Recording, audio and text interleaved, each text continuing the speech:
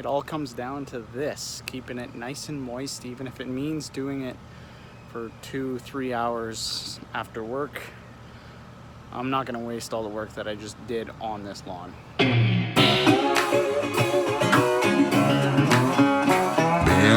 bad boy. I've got a ton of gravel in my shoes, world on my shoulder, a heart full of blues. I'm in the dirt, down in the dirt.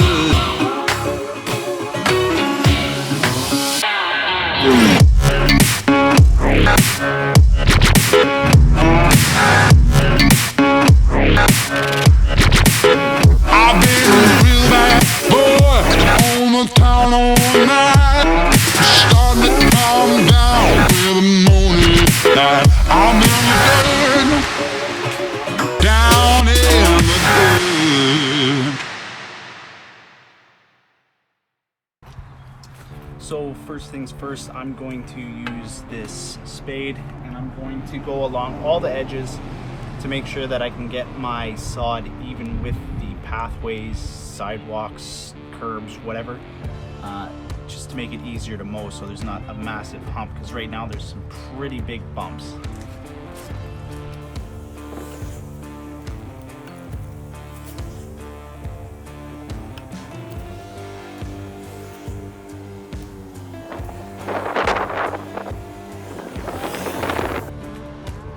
The section by the sidewalk there is actually the biggest bump that I have to deal with when mowing, and you're either cutting into the turf when you're cutting it, or you have to take your trimmer and trim the entire edge, so that's why I'm cutting it down.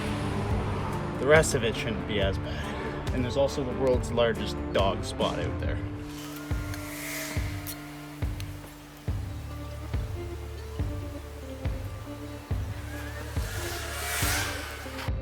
Update on the lawn project. I'm just doing all the edges on the sidewalks. I still got to do the curb.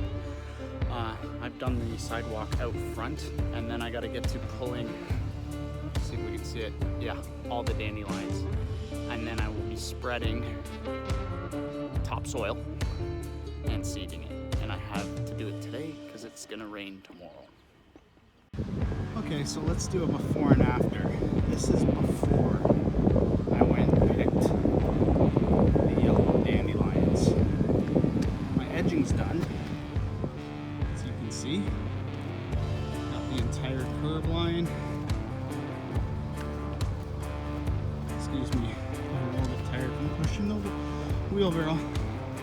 Then we got the entire sidewalk. So my thought is to get super crisp lines. We got the entire driveway, and then we got the entire walkway, and there's a topsoil that I gotta spread. But this is the result of all that edging. I have to get rid of all this dirt. This pile is still Dandelion Mountain, and I'll be adding to that shortly. And here is the after. No yellow dandelions left. There's definitely still dandelion plants in the ground, but they're not the yellow ones, so they're not gonna seed. So I wasn't as worried about it. This is about 6 hours later. Okay, the results are in. This is the result of my efforts from weed picking. These two massive piles here. Kind of see how big they are compared to the skids. And then in the back here is all the edging that I did. I took like a foot around every single hard surface edge so that I can make a nice clean, crisp edge once I reseed and sod. So yeah, there's the efforts.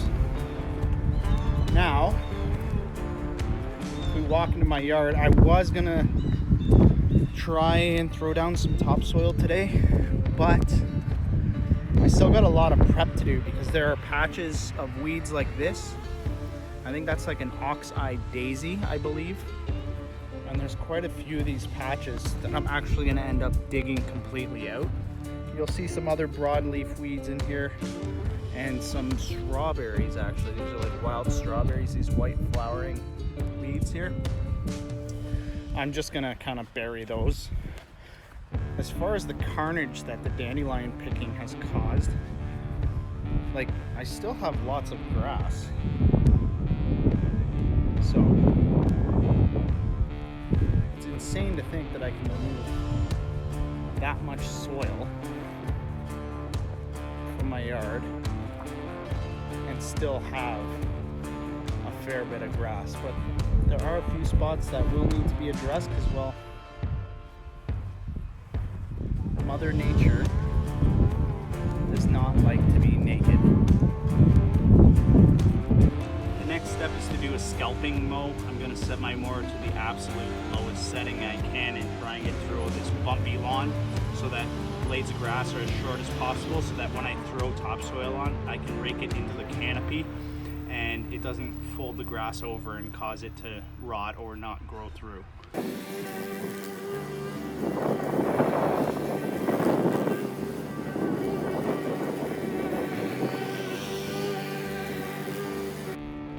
So we're going to continue to prep for our topsoil and before we overseed.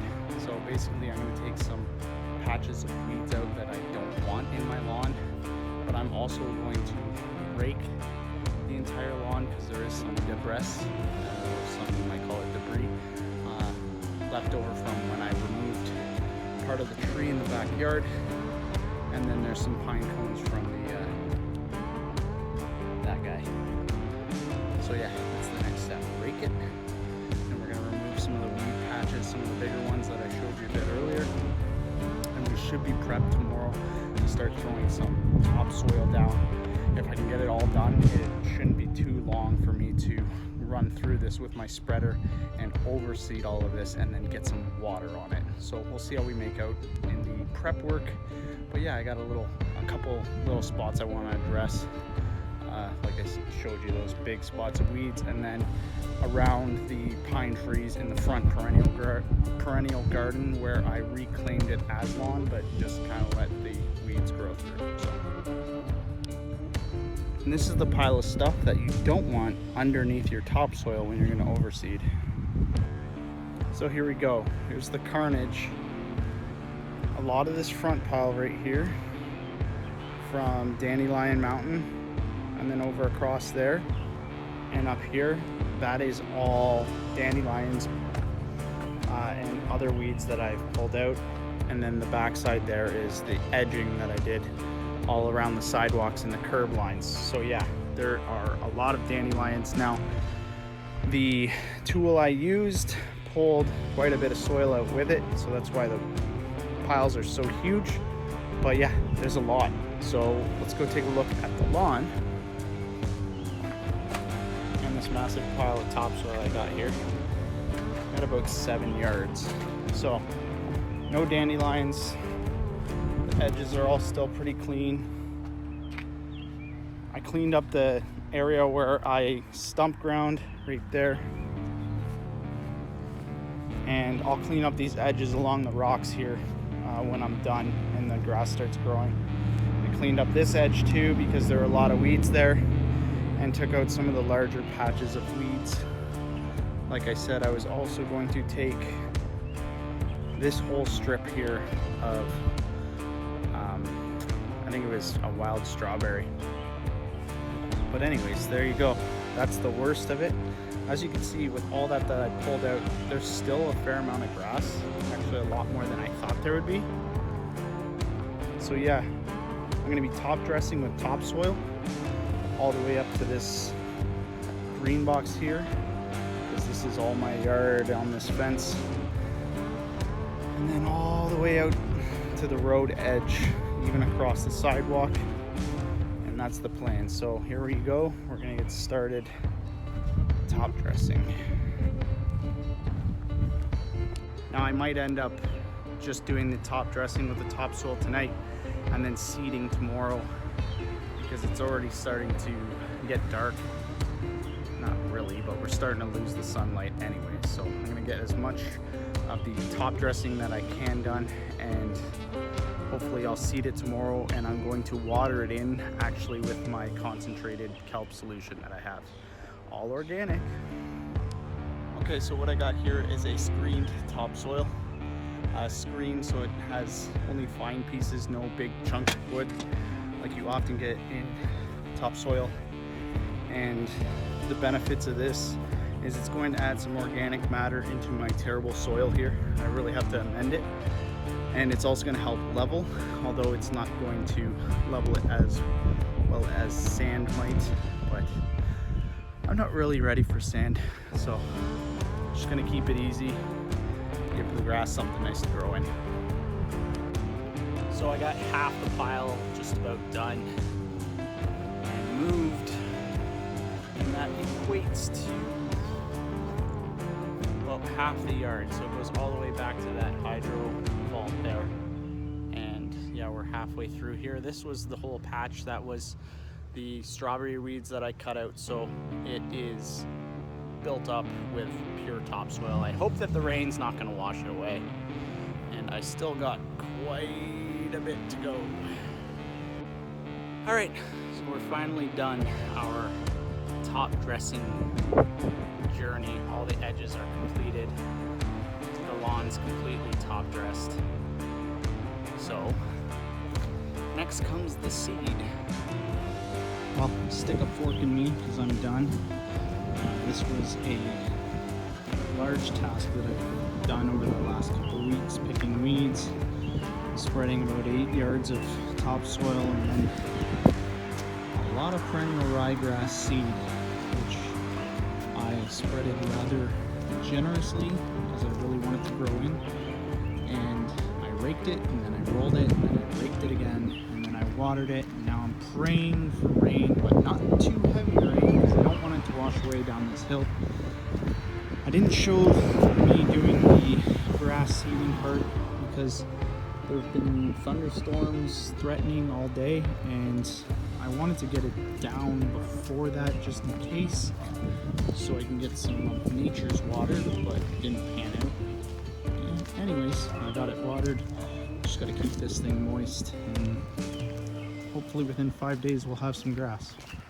So we've been getting some super hot, super dry weather, and it's proving difficult to keep some of these big patches that you can see here. Well, the sun's in my eyes, like here, actually moist with the grass seeds. So there's another spot. Sorry about the wind. There's another spot right behind me. This is the spot that I want to get the most because it is a large portion of my lawn. So what I'm gonna do is mulch it with peat moss in an attempt to retain some of that moisture, because actually my vegetable garden is maintaining that moisture level pretty well, and the difference is just peat moss.